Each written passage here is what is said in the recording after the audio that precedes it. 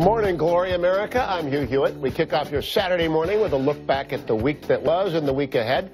Joining me this morning to run through the biggest stories, past, present, and future, are the Boston Globe's Linskey, the Daily Beast's Lachlan Markay, Politico's Sung-Min Kim, and the Daily Mail's Francesca Chambers. It's a great panel, and not because everyone has a hard K sound in their name, and not because everyone's last name is in the first half of the alphabet. No, because they're young and they're smart and they're very good and they've been working hard. Francesca, I want to start with you because you've just come back from abroad. What's the biggest story of the week?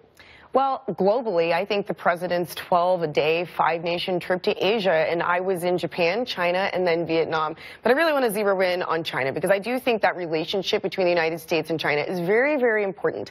And President Trump seems to have a love-hate relationship with President Xi Jinping in China. And by that I mean he keeps having very friendly, very warm rapport when it comes to Xi, and he had such a good time. They rolled out the red carpet.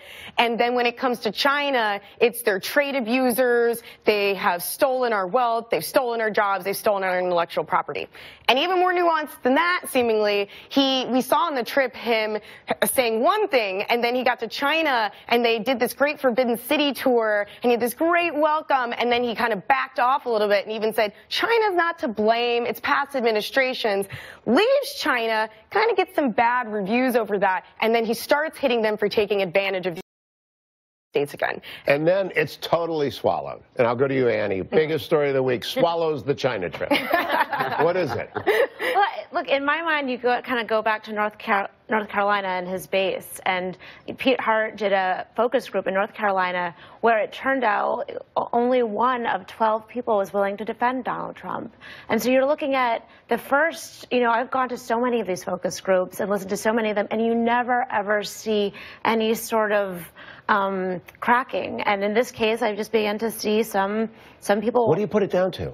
I mean, embarrassment. So many people said they were embarrassed by this president. And these are Republicans, people who, the focus group included Democrats, Republicans, and independents, but Republican women were the ones who said that they could think of no other word than embarrassment. And, this is where you have that hard 35% that we always talk about that will back him.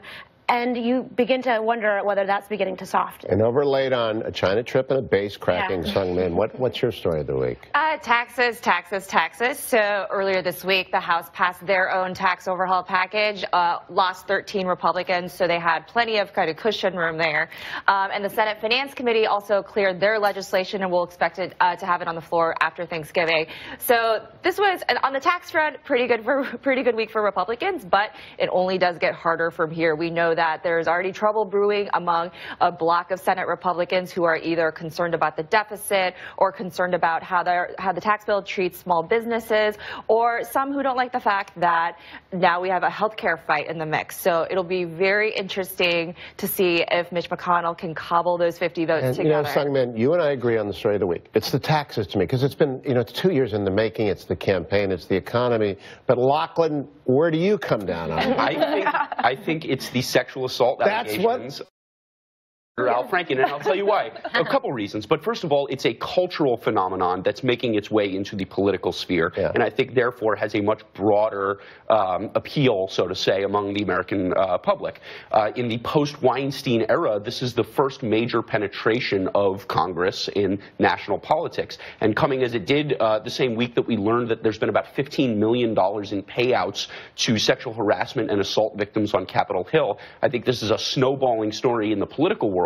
And then, it's also happening in front of the backdrop of the Alabama Senate race. And Roy Moore, the Republican candidate who's been accused of some very serious everything from dalliances with teenage girls to sexual assault and attempted rape. So I think, that's obviously a very big political story in itself. So you're transposing what is sort of a national story in all these different arenas of American public life in, front and center into American politics. So the panel is intentionally weighted this morning to young women journalists. I always have young journalists on when I have 4, but young women journalists, because this story has overwhelmed everything on my radio show. So I'd like to ask each of you, how are you reacting, and do you think the Franken story goes anywhere, or does he stay in the Senate and they find a way to not open the door to old allegations? Sung-Min? I think think it's unclear the path forward right now. I think it does depend if there are more women who come forward with this. The Senate Ethics Committee technically has not confirmed yet that they are investigating because, again, there are concerns about investigating conduct that happened before you were a senator. But if there are more stories, more shoes that drop, that pressure from, not just Republicans, but Democrats will certainly grow. And I think we just saw the snowballing of these sexual harassment stories this week from the House hearing where we heard these powerful stories from female lawmakers about the stories they heard on Capitol Hill to what happened yesterday. I mean, this story is not going away anytime soon. Francesca, I was watching the Sanders briefing, and you were in the briefing room, yes, where she tried to cut off inquiries into the president with a very adamant, he did not do it, he denied it, that's different from Al Franken. Were you persuaded that that seals the White House from backlash over this? This is going to continue to be an issue at the White House. And I do agree with you, Lachlan, that this is a very serious story. I was just our resident on the trip expert. But I do think that, I do think that this will continue. And I think that the president's involvement in the story is something that we should look at. And the fact that he is staying on the sidelines and that he doesn't want to get involved on Roy Moore, but not on Al Franken. Not on Al Franken. That guy's a hypocrite, and he's attacking him on Twitter. But when it comes to Roy Moore, he is the leader of the Republican Party. He's the highest-ranking elected Republican, and he is now drawing himself out of this and saying that the people of Alabama should decide. And I do think that that is a very interesting tack for the leader of the Republican Party to take. And is that tenable? Is that tenable for the president and his team to say, Al Franken is in column B and I'm in column A, and the two shall not cross? Well, he's walking a line with Roy Moore. I mean, I think with this president, everything seems to be tenable. I mean, he seems to be able to, walk these, sort of prance over all of these sorts of lines, and it doesn't matter. With a different president, maybe not.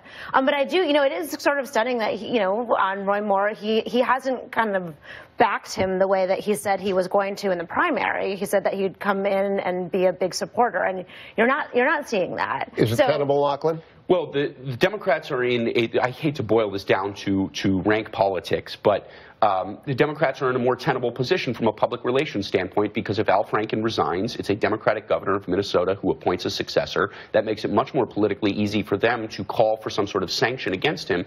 And, when it comes to a Senate ethics investigation, you look back at the investigation into David Vitter, for instance, when it was determined that this conduct was pre-Senate 10.